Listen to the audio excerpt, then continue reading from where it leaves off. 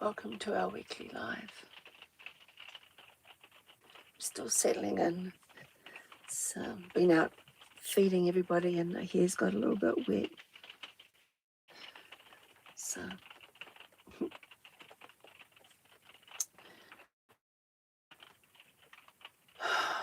I'm just settling in and becoming present. So why don't we do it together? When your day's been busy, there's things been going on, and you just find yourself in a bit of a whirlwind, and we all know what that's like. You know, we speak about how trying not to be there, how to come out of it, how much it's a part of the status quo at the moment. And yet, when it comes down to it, we daily in a place with the necessity of dealing with this whirlwind. This week has been about the space between who we were and who we're becoming. We've only had 3 videos this week and some shorter ones that I've been putting in the community posts. They can only be found there. But there's not been a good uptake on that, and I'm wondering if you'd prefer your morning devotionals as a wee short. Just a little short video, vertical, me leading you through an intention and a breath to start your day. Love your feedback. So this week's been a real threshold. A real threshold. Here we have, between that new moon, then the equinox energy so close on top of each other. You know, the new moon where things are kind of hidden. The equinox where the light gets shone on again. That's just, the energies were contradictory and quite, we felt it in the collective. It's been a real threshold.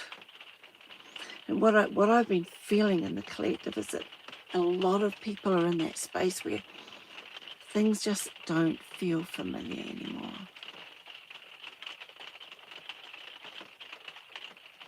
Not broken, just not the same, but it feels broken when you're in it.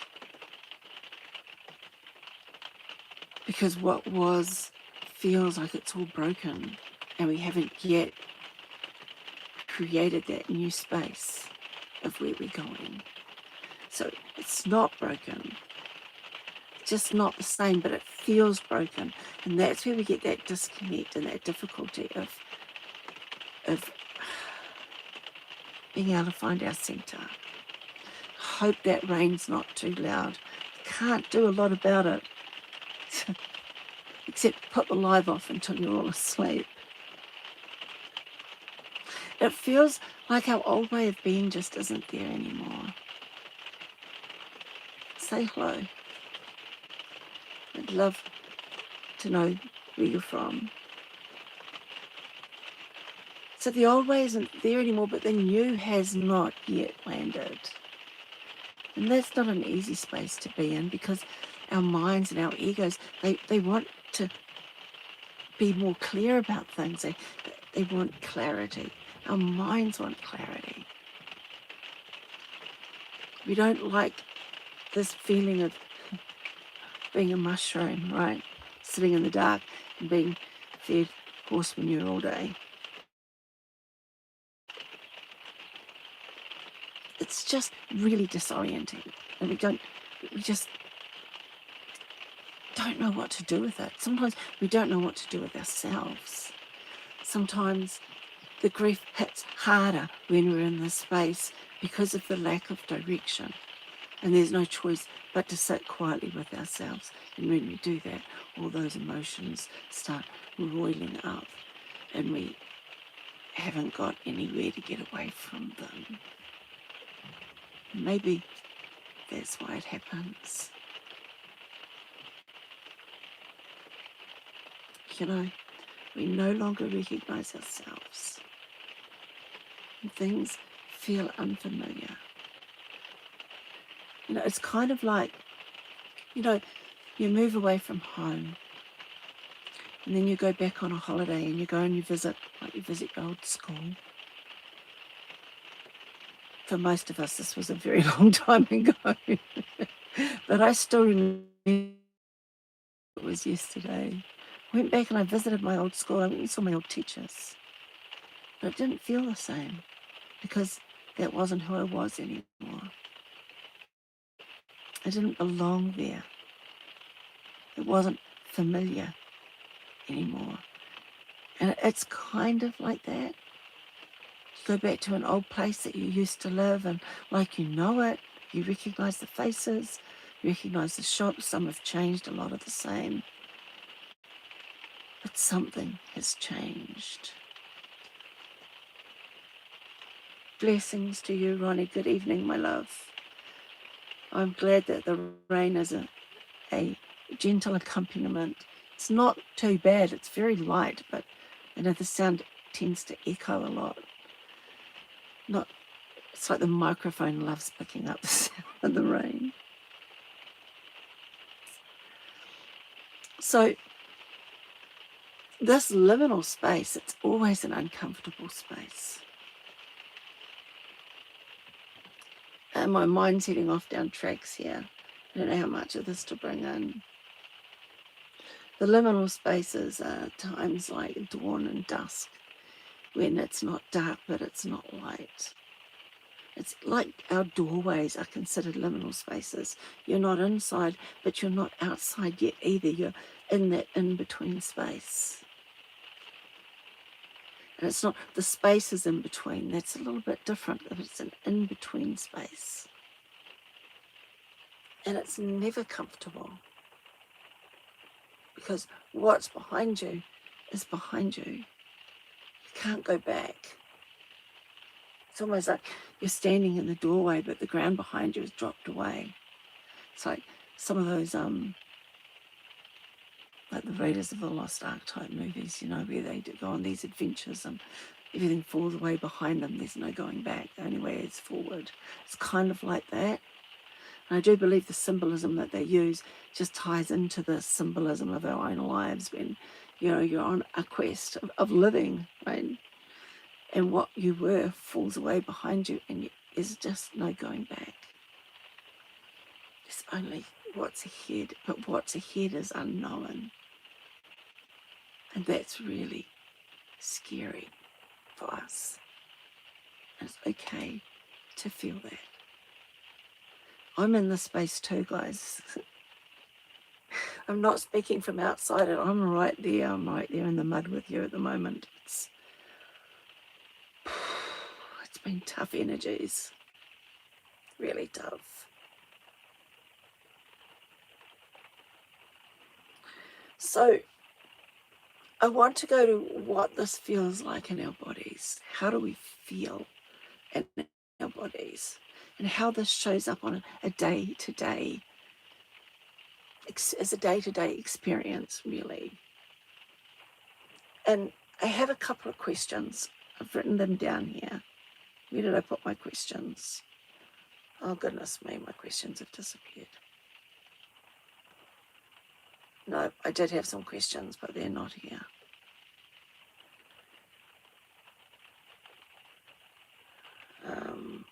Sorry, I'm just going to go.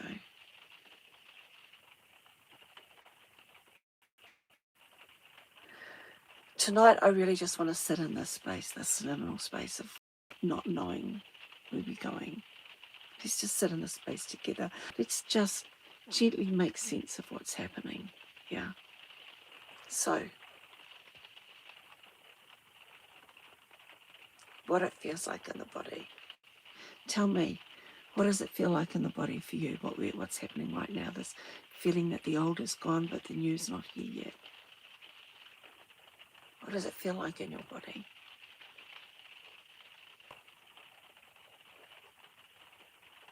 For me, it feels a bit like the floor's been pulled out, the mat's been pulled out from underneath my feet.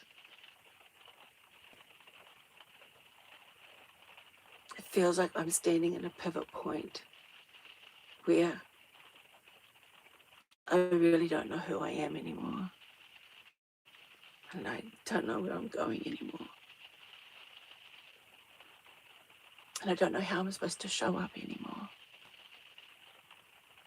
And you can tell this is not an easy space to be in. So just know if you're feeling this too. It's not just me. This is a collective thing. It's happening for all of us. It's just these energetics at this time. You know, everything going on, everything happening in Aries. You know, I'm not an astrologer, I follow it. And I always find it interesting to look back on it. Right? So have life happen and look back and say, I can see how that all slotted in, how that all felt particular. And it's not a prediction, it's forecast really. Steve Judd says it well. It's not prediction, it's forecasting, like the weather. It's not always right. Yes, that's pretty much how I feel too, Ronnie. You've put that in words beautifully, love. The rug's pulled out from under you, can't go back. Hoping what's in front of you will be better.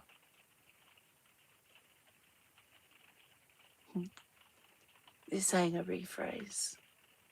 Trusting that what's in front will be better. It will be better, but it won't be free of its own obstacles, its own challenges. It's just life. For me, how it shows up every day, I don't really want to talk about me. For me, it's meant a total change in my channel, how I show up here on YouTube. And I'm still feeling into what that feels like. I really want to show up for you. I really enjoy showing up for you every day. But my channel is really small. I'm considered a small channel. So the algo gives me this little wee amount of what they call impressions, the amount of people they'll put my videos in front of a day. And I was putting out 2 videos and a short every day. And so that meant my little allotment of views was shared amongst everybody. You know, I've done it again. My phone's going flat. So,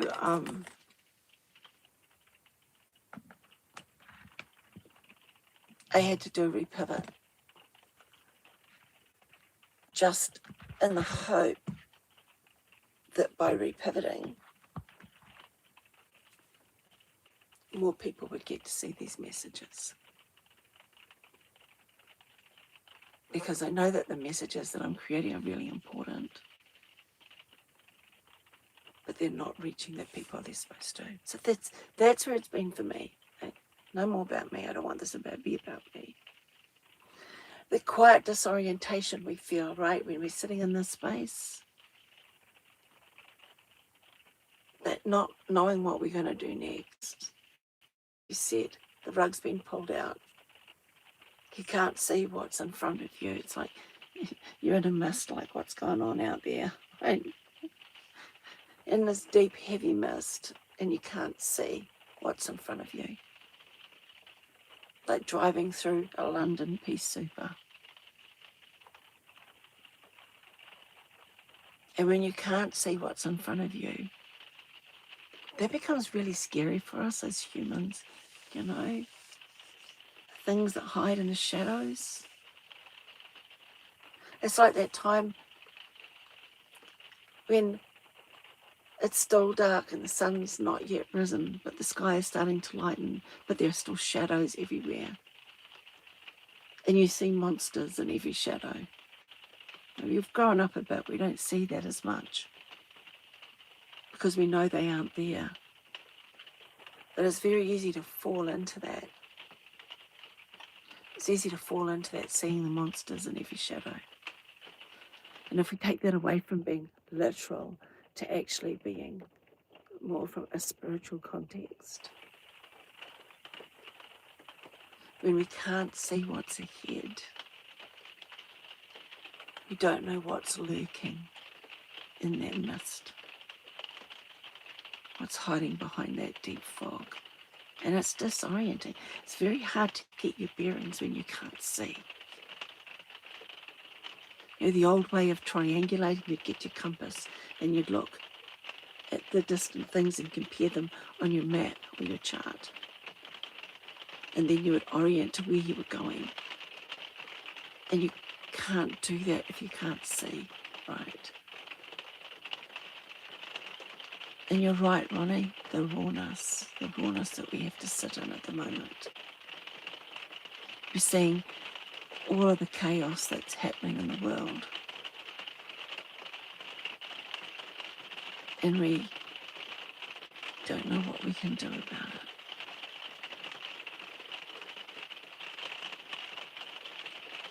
I'm just going to see if I can find these questions. Lovely.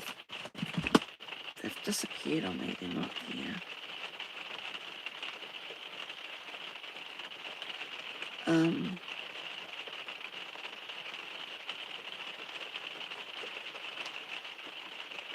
Yeah, basically we're staying within the in-between. What is the space asking of us right now? That was one of the questions.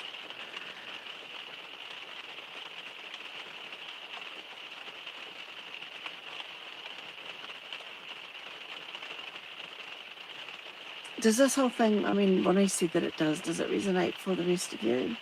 This feeling of not quite recognising yourself anymore. I mean, you can say it in the comments or you can just think about it yourself, like a journal prompt.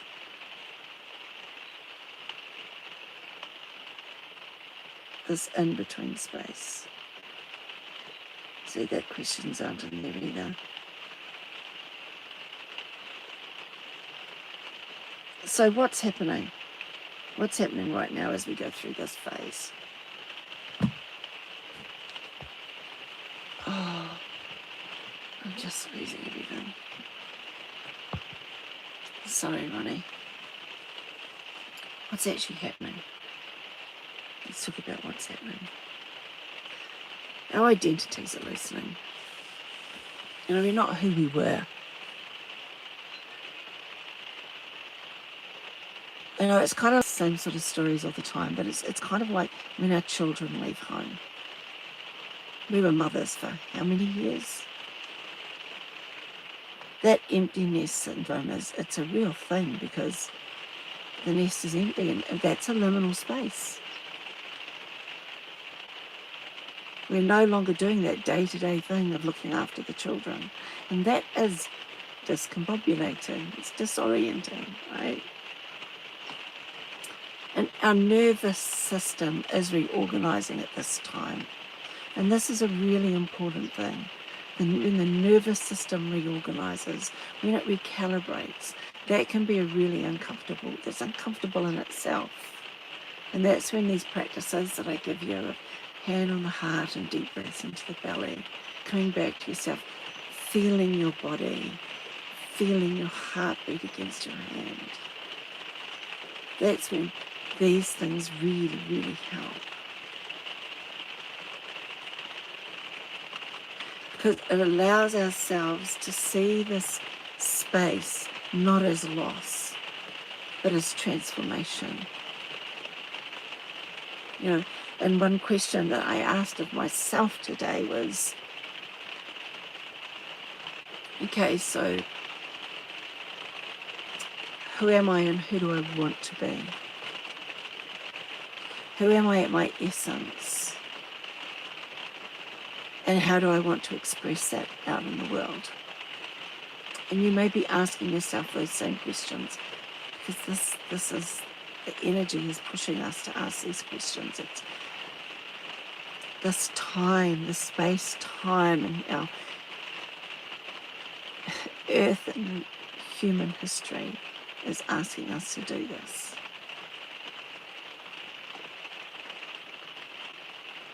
And you know, I spoke the other day about tools versus saviors. We did a video, and there's another one coming on that subject, so I don't want to go too deep into it, but you know, I told the story the other day of how after my Crips diagnosis, there was nothing that was touching the pain. They had me on the highest dose of opiates that they could, and they wanted me off them. They were pressuring me to get off them. But I was in so much pain, they couldn't just take it away. So one pain specialist decided he'd try me on methadone. And you know, that first dose, it was instant relief. And I sat there in the car, and I just went, wow. The pain's gone. And I felt good. I felt good in a way that I hadn't felt good in a long time. Because, you know, methadone doesn't just take away the pain. It is a synthetic opioid that people use to come off the emotionally addictive drugs. So that feeling was amazing, and I actually thought at the time, you know, I can see why people get addicted to this. I mean, it's really physically addictive, but it's also emotionally addictive, because it's a great feeling when you've been in pain for a long time. And that's the thing, you know, a lot of people use drugs because of their pain, not physical, but emotional pain. And so my question was in that video, that message, it was about, are you using it as a crutch? Is this crutch a tool, or is it your savior? Do you see whatever it is? For me, it was the methadone. Was it a crutch? Was it a tool for me to learn how to deal with my pain when it wasn't the center of my life? Or was it a crutch for me to lean on for the rest of my life? Or was it a tool?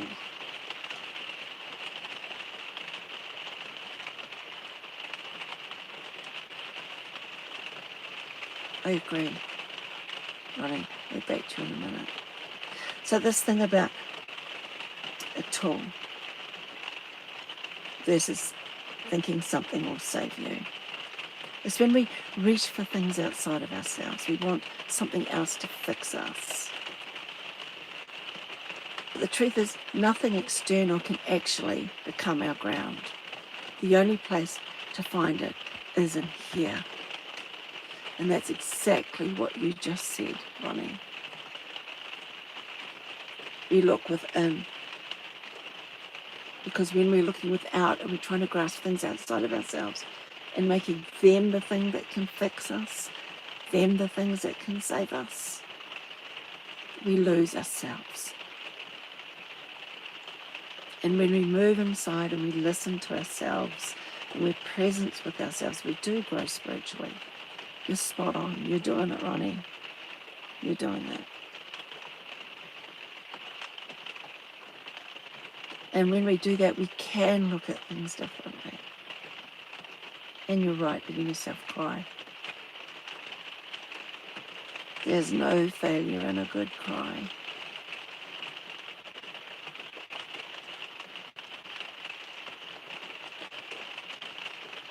There's no failure in a good cry.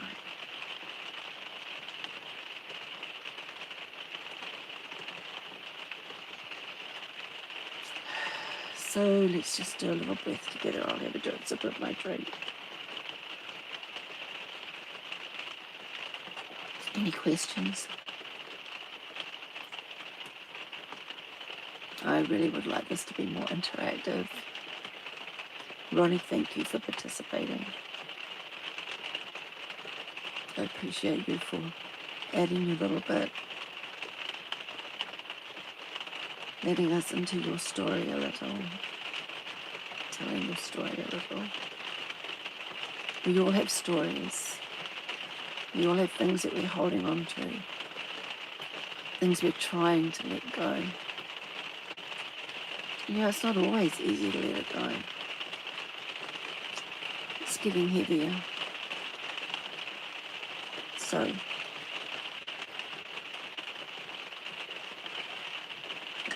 I have a quick look at my questions again. I've written down a couple of questions. Here we go. So one of the questions for today is, what feels the most unfamiliar about you right now? What feels like right now, the space that we're in, this horrible liminal space that we just don't know how to get out of right now. Just have to swap this over so I can see it over here. It's not working. You know, I'm sorry guys, technical difficulties. I have my phone up here so I can see, oh gosh, now what have I done? So that I can see your comments. No, it's not working either. Oh, there we go. Sorry, I need to be able to see your comments, otherwise they don't show up on the iPad. What feels most unfamiliar about you right now?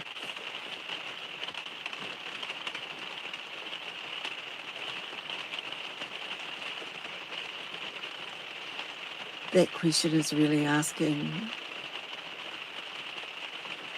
what part of your old life and the new becoming is just most uncomfortable. And another question I've got here, is it your thoughts or your emotions, the way you react to things, or something even harder to name? Because let's face it, sometimes it's really hard to put words to what we feel.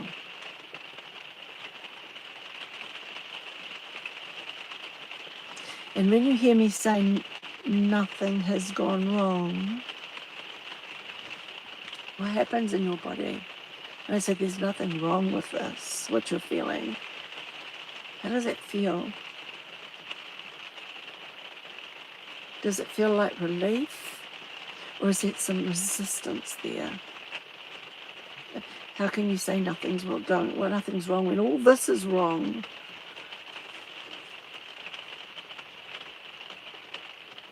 How does it feel in your body? What happens? Does anything soften, even just a little bit? Do you feel a little bit of lightness, like, I didn't do anything wrong, I'm okay. I'm okay. That's the only thing you get out of watching me, is that you're okay. Then I think I've done my job. It's one of the hardest things for us to sit with sometimes, isn't it? That we actually are okay. My necklace is disappearing. That we actually are okay. Because so many of us were told that we weren't. And when things went wrong, it was like, what did I do wrong? And we would blame ourselves. And when I say to you, no, there's nothing wrong, you did nothing wrong, do you automatically argue that? Or do you feel safer in your own body?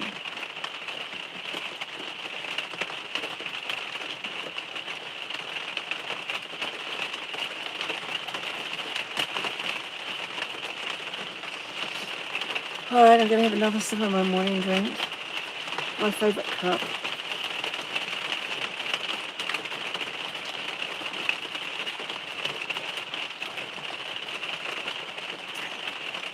And we're just going to do a little bit of coming back to our bodies. With the rain. Is it too loud now? Is it getting too loud?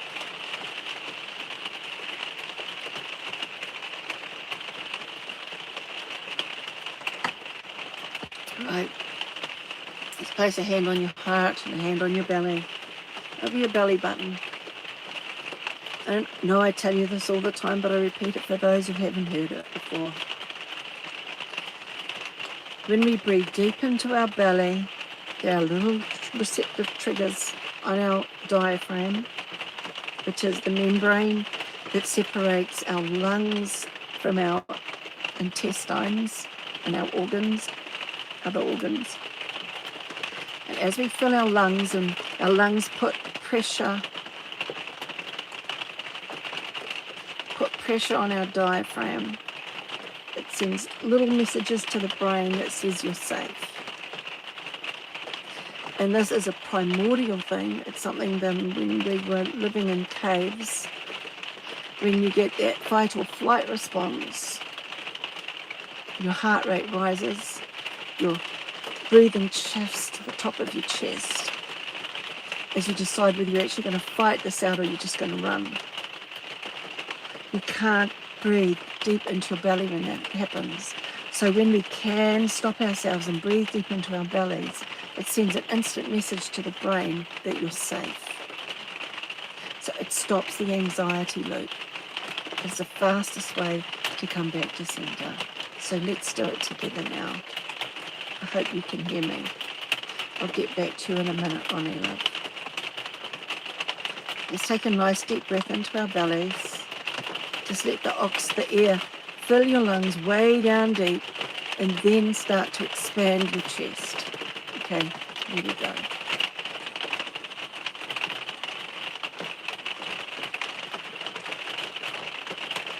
Just hold it for a moment at the top and breathe out.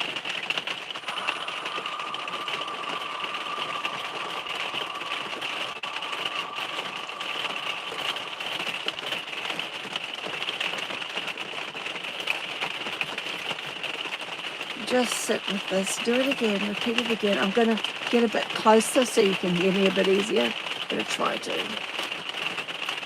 show you how this is going to work.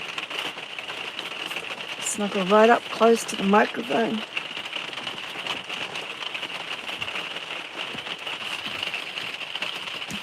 Here we go. We'll try that. Hope you can hear me better. Don't like me being that big on the screen, but this isn't about me. Take another couple of nice deep breaths into your belly. Just really feel that. Really feel yourself coming home. Feel your heart beat against your hand. Feel the warmth of your body. Allow yourself to be present here and now in your body.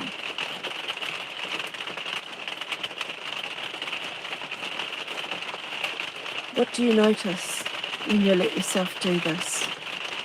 When you let yourself be fully present in your body, what do you notice?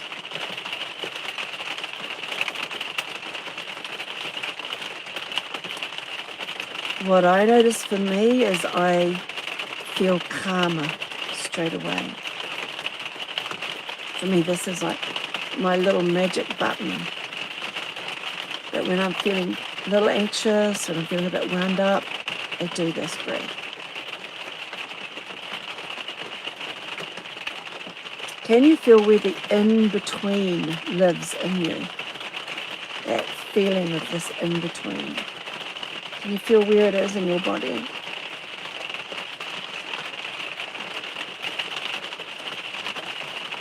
What part of your body do you feel it in?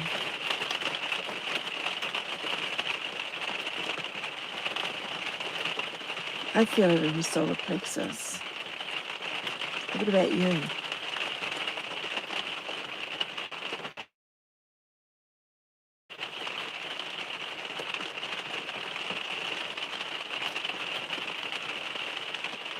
So you're present with this moment, present with the feeling. Let yourself feel it, let yourself be here. Just with whatever comes up is okay.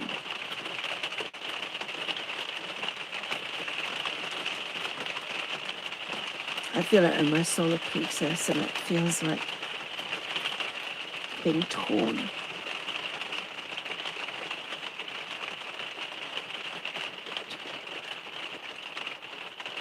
Ronnie, when you said trying to let go but wanting to hold them and say it will be okay. Oh, you're talking about children leaving home. I'm guessing that's what you're talking about. Yeah. We never stop wanting to protect them, do we? That instinct is strong. I can move a little bit further away from them rather than being right in your faces. That instinct is strong.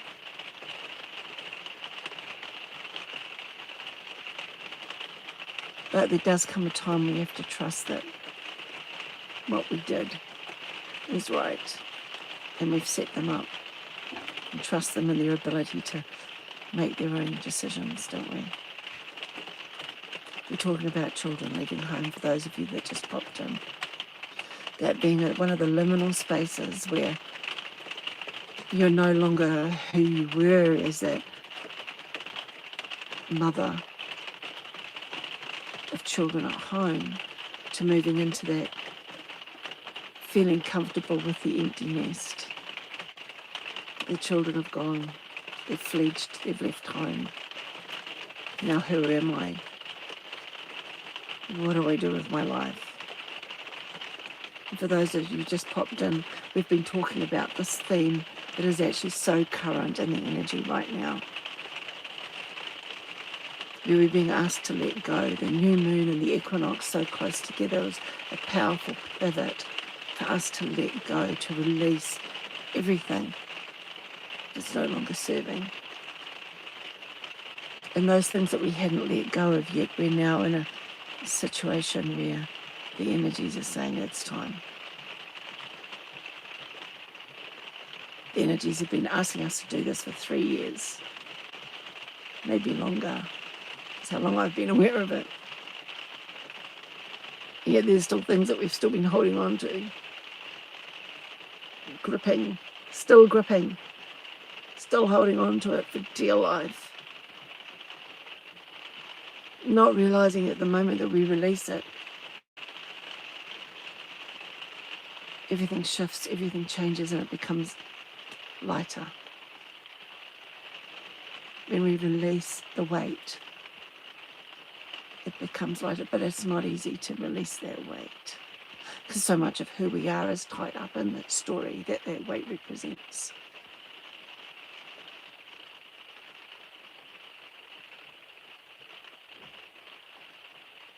How are you feeling right now in your body? Light and heavy, says Ronnie.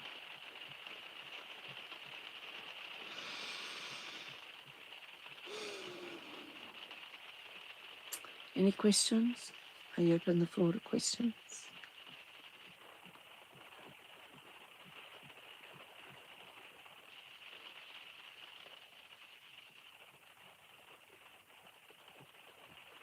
The rain is calming.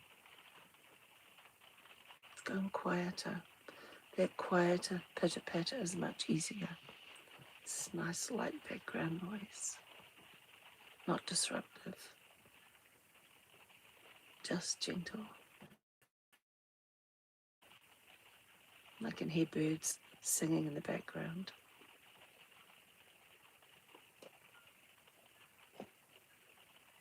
And that mouse that I catch. If ever you see my eyes wander off like that and I go like that, it's because there's a mouse I've just seen moving around my caravan. Damn things, they're living in the vents.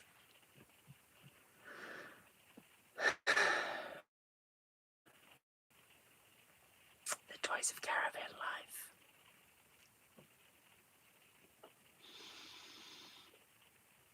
life. That liminal in between.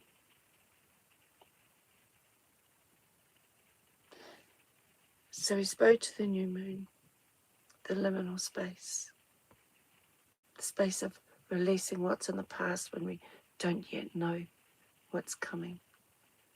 It's kind of like walking into a room and you close the door behind you and you're in the room with 4 walls. It feels like this. And the door disappears behind you and there's no other doors. And you have no idea. You're just locked in this room. There's nowhere to go. There was a series that they did that on one thing. Huh. And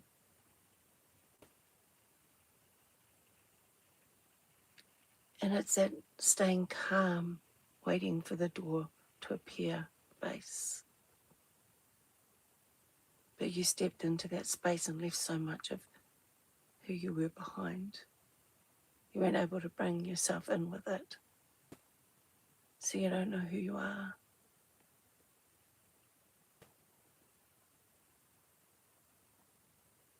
You remember who you were, but you don't know who you're becoming. That's exactly where we are. Welcome those who've just come in, just done a big long loop already, done our breathing, done our centering. We've asked a few questions. I'll go over them again.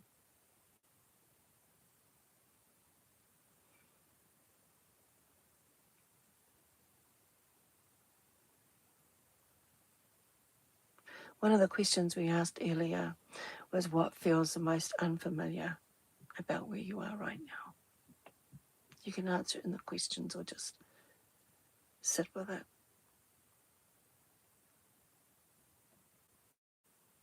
And the lead on question from that, is it your thoughts?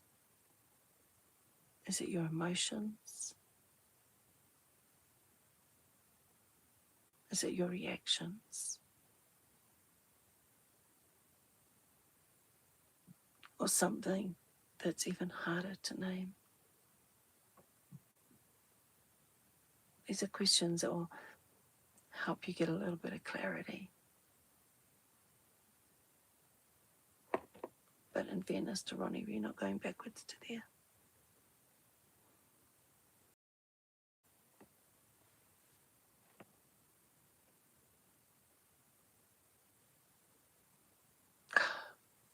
That makes sense, Ronnie. Letting go of the bad things. It's not an easy thing to do.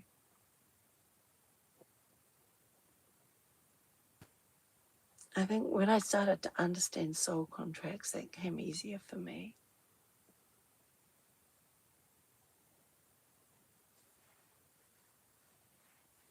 The understanding, and I know this is not easy to hear, and I say this with love and no blame and no guilt. Okay, you know, Ronnie, you know me, I'd never come from that place of shaming and blaming. But at a soul level, our souls made contracts with other souls to experience certain things. And when I came to understand that, I was able to forgive myself for the role I played and the other for the role that they played. Realizing that my soul chose this experience. I have railed at my soul. I've had shouting matches with her, saying, who the F do you think you are? Yeah, must think it's pretty blimmin' amazing to think that it's possible to go through all this BS as one single human being. So, holding yourself with grace, loving the inner child, forgiving yourself and the others that were involved. And you don't forgive them for them, you forgive them for you.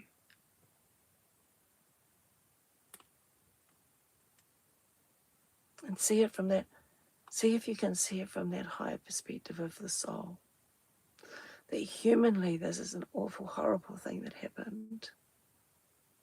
And no child should ever, ever have a life like that. And we'll do our darndest to protect those that we know now.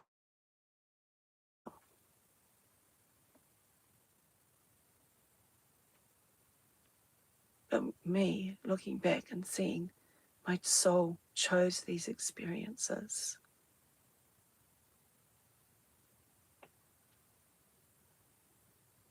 Because it wanted that enrichment.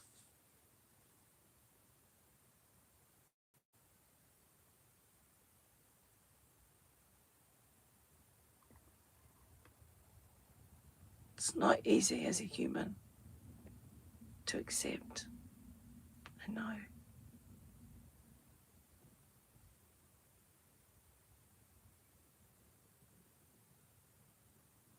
Just want to sit with you with that for a moment, Ronnie.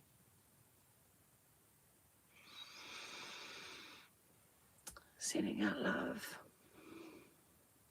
and healing to help you with this healing. That your heart may feel lighter.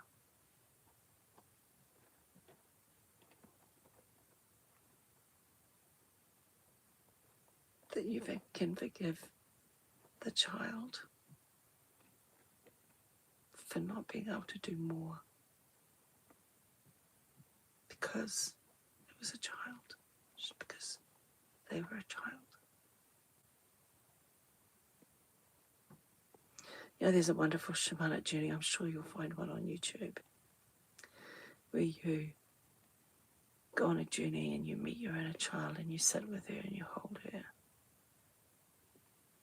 Pick her up and you put her in your lap and you hold her and you rock her and you tell her that she's safe now. That she's safe, that you've got it now. She doesn't have to protect you anymore because now you're grown up. Thank you, thank you, thank you for looking out for me, for protecting me for all these years, for your protection isn't needed anymore. You can soften. You can just be the beautiful child you are. When we do that to our inner child, it does more healing than a whole heap of talk sessions with a talk counselor, psychologist, social worker that work with your own inner child. And I know maybe if you do inner child shamanic journey or something, search on YouTube, you'll find something. You'll find something.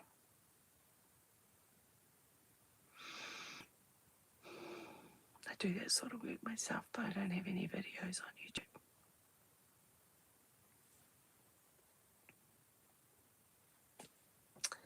Any other questions? Thank you, Ronnie. Thank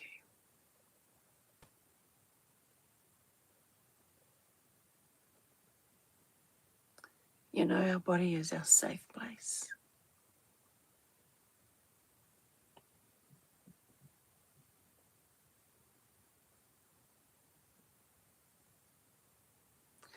Ronnie, when you've been through that stuff, you carry a lot of wisdom.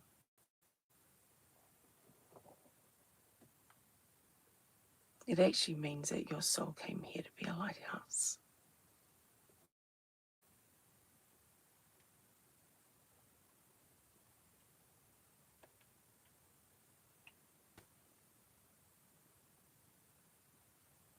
That's why people come up to you.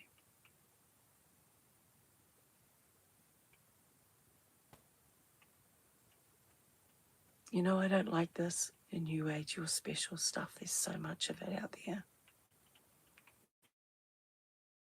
AI voices, AI created content, and it's all about you are a chosen one. Because I believe we all are. We're all special, we're all chosen. I don't feel we'd be here right now if we weren't.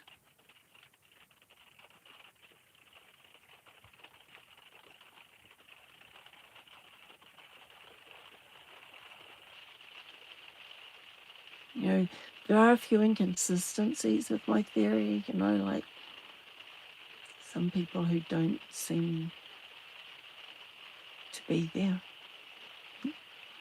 I think they call them non-something players.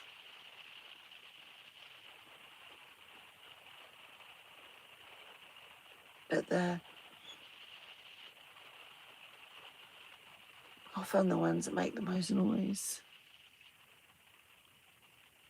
The noise is there to distract us.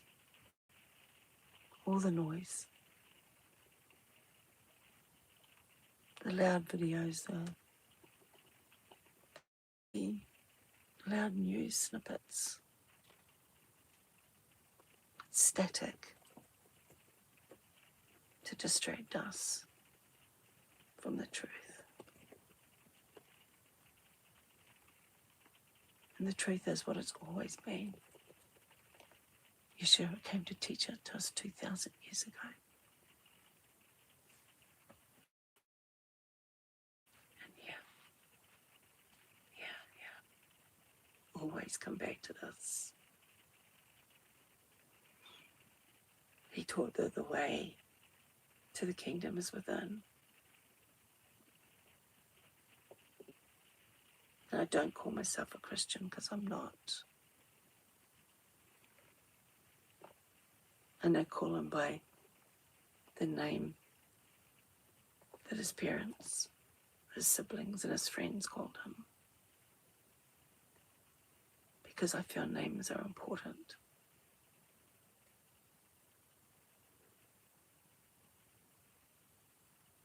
But that doesn't take away from his teachings. And his teachings have been integral into who I am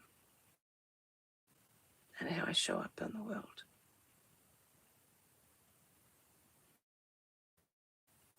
And he taught that the kingdom is within. It's not out there. It's not some crystalline DNA activation that you can buy. You want to activate your crystalline. Bring your face up to the sun. Let the sun's rays fall on you. You don't need activation. You just need to stand in the sun. Connect to your body. Connect to the body of our earth. Connect to nature around you, the trees, the animals. One day Angela does it. She goes for a reset. She goes to the desert. We all have our desert, our place we reset. And if you live in a place where there isn't anywhere you can really go to, the local park.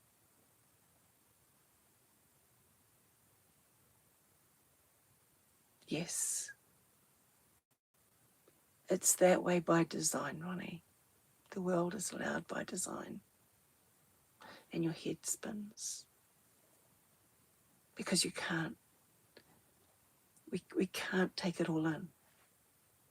Our nervous systems can't cope with that much. And so we feel like we're in the middle of a turmoil. That was the message that came through with the notes about finding that inner hush, that quiet space. It's very zen, finding that quiet place within, where your thoughts just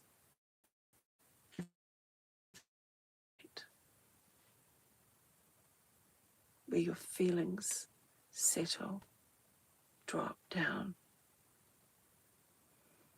your heart slows, and you feel calm, centered, grounded, present. Eckhart Tolle talks about this all the time. This now moment, the eternal now.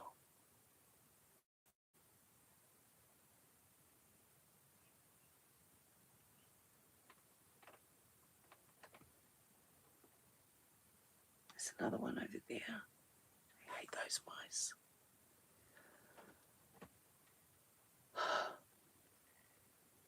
Back to center. We'll lay some more traps.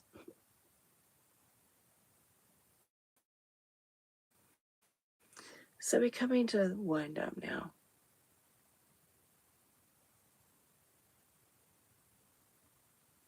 Couple of questions. What feels like it might be quietly changing in you, even if it's not fully clear yet?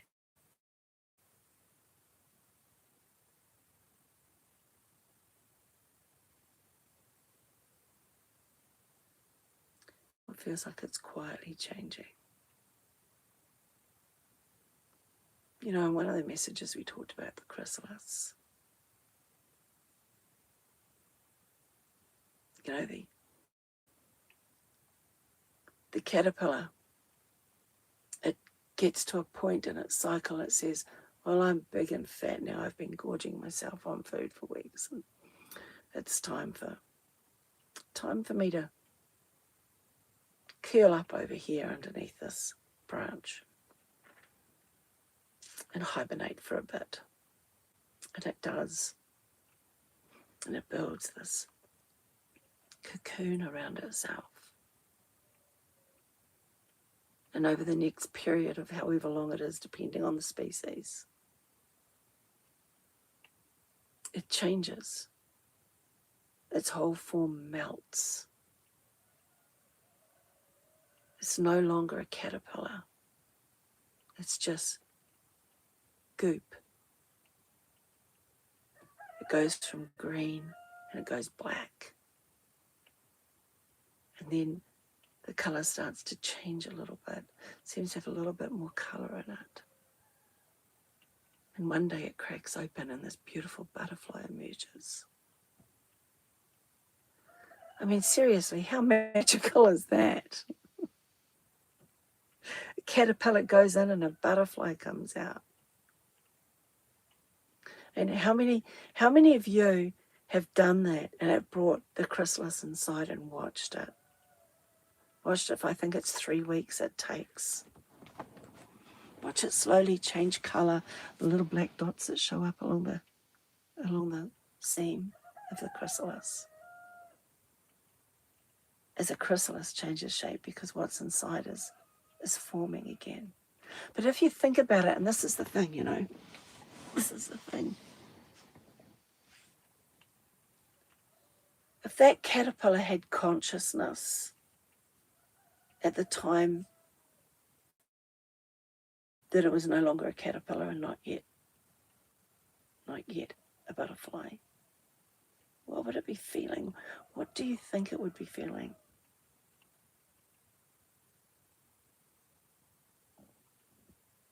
You know, when I think into that, when I feel into that, I think it would feel just like we do now. Really uncomfortable, painful. Who the heck am I? I don't know who I am anymore. I don't know who I'm becoming. I don't know who I'm supposed to be.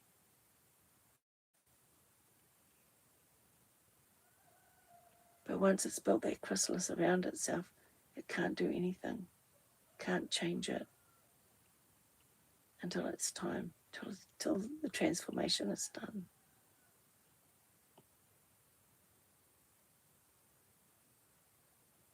I mean, you look at monarch caterpillars and they're pretty gorgeous. They're good-looking things.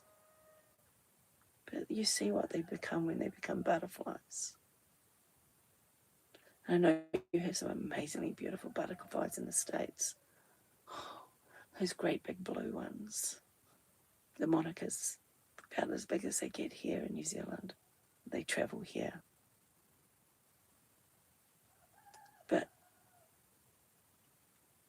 how must that caterpillar feel when it comes out and it's not a caterpillar anymore?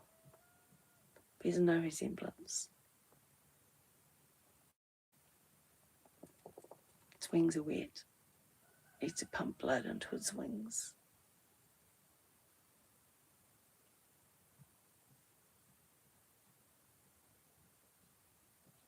It sits there in the sun, helping the blood move through the wings as they unfurl and strengthen and dry out. Then it takes flight. But we're in the chrysalis. And the time is coming when we will crack out and we will unfurl our wings and we will fly. Not literally, figuratively and spiritually. And it's really hard right now. And it hurts. Because we can't control it. We can't control what's happening. Our only option is to be in that state of allowance, to trust that everything will be okay. And that doesn't mean that we just sit there. Anything that's happening, we still set traps to try to catch the mice.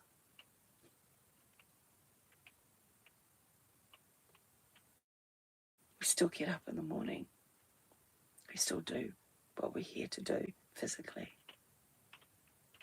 While we're aware that spiritually we're in the chrysalis stage. The whole planet is. That's why it looks so messy. That's why it feels so painful. That's why it's so hard and so loud and so divisive and so much polarity.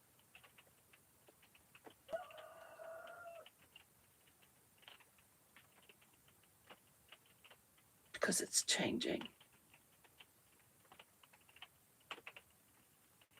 It's changing.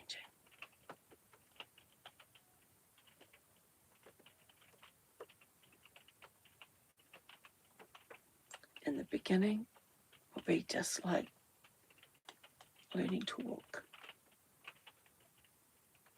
Be just like an infant, learning what its body feels like and what does what. That's even its hand. How they look at their hands with wonder. Then they hit themselves in the face with it because they don't even realize it's theirs. Right? The growing pains are real.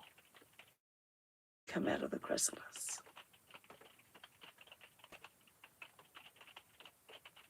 But the hope, and it's not unfounded, is that if we do this right, what is coming when it's all over is something more beautiful than we can imagine as caterpillars.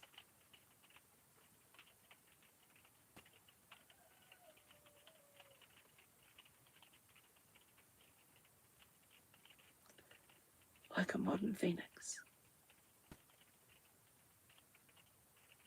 You know,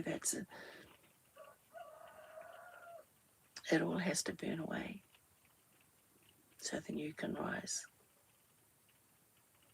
And it's not a death, it's an ending, it's a rebirth.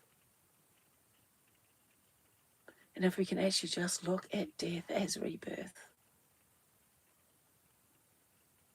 death of anything, I'm not just talking about it, the beloved one, the death of motherhood, of when the children leave the nest, the death of being a mother. Menopause, the death of being a fertile woman.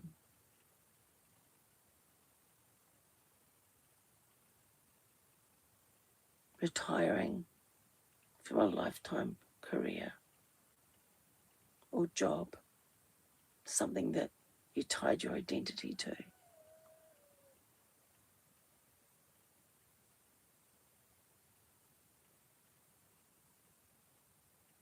at the moment we're seeing the old world dissolving, like the caterpillar dissolves. And the only thing we can do is hold our centre.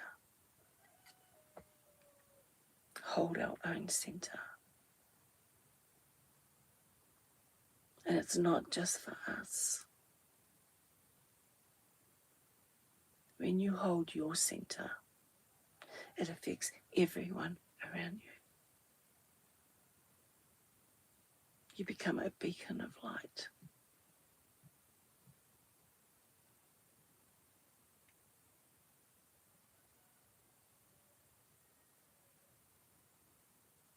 And every beacon of light is important.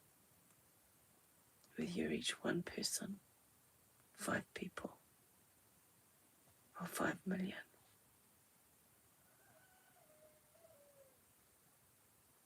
Because it's so needed right now. That calm inner presence. I'm supposed to be tying this up because I went somewhere I did not plan.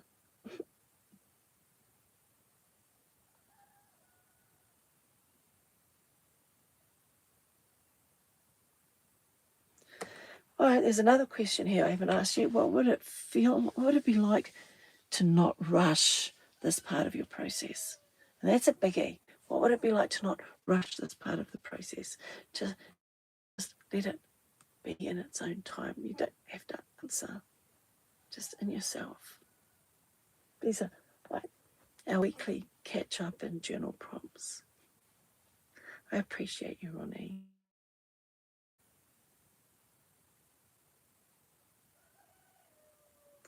I just want to remind you,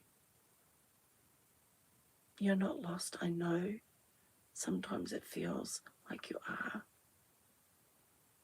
How do I know? Because I feel that way. I'm lost in the mists and I can't see where I'm going. My compass doesn't work.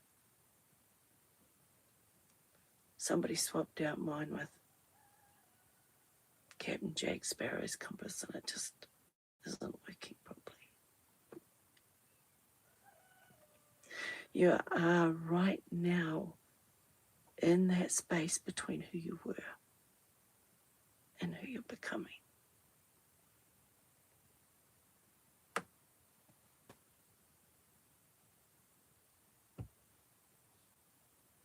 And that's it. And you're not doing it wrong.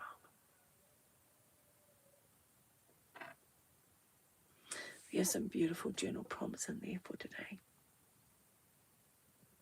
You can go back and find them. Once YouTube's done its thing, I'll put timestamps on this so you can find things more easily and come back and find which bit is which. But we did a little bit of circling around. It wasn't a linear process today. It's been quite spirally.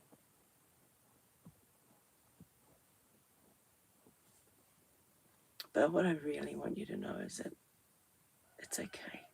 You're okay. This is not easy. You did not pick an easy time to come to Earth.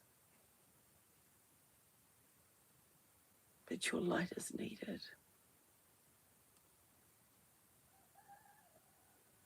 And when you can be in that place of acceptance, that this is just a process, that you're just in the chrysalis, and it's okay. Tell your inner child that she's safe.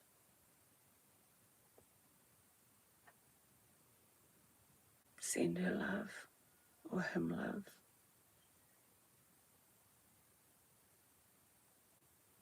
Send it to yourself. And always return to your body. Because this is where your soul wants to live. It's what it came here for.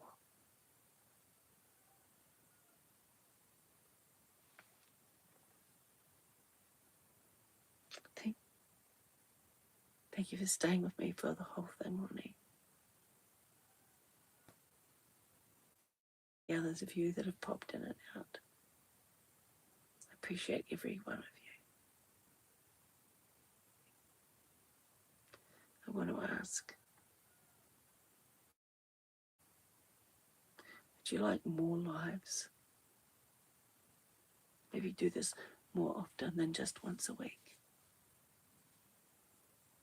Because I was thinking of a midweek live about the same time.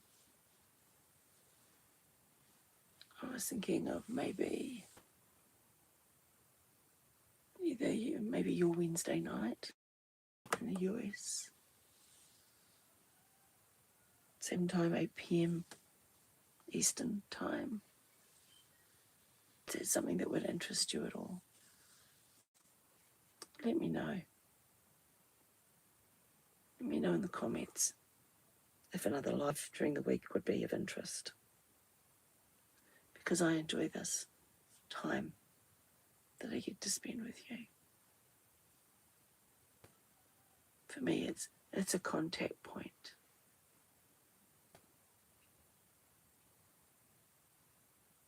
And I really enjoy it. So thank you. Thank you for being here. Thank you for writing in the comments. They're saying, thank you for participating. It's really not me, is it? I'll sign off now. This will be available to watch as a replay in about 24 hours. That's how long YouTube takes to process it. There is another video live up there now. I went live about 20 minutes ago. Have a beautiful, blessed day, although it's evening. Sleep well. Sleep deep. And I'll be back again. Good night.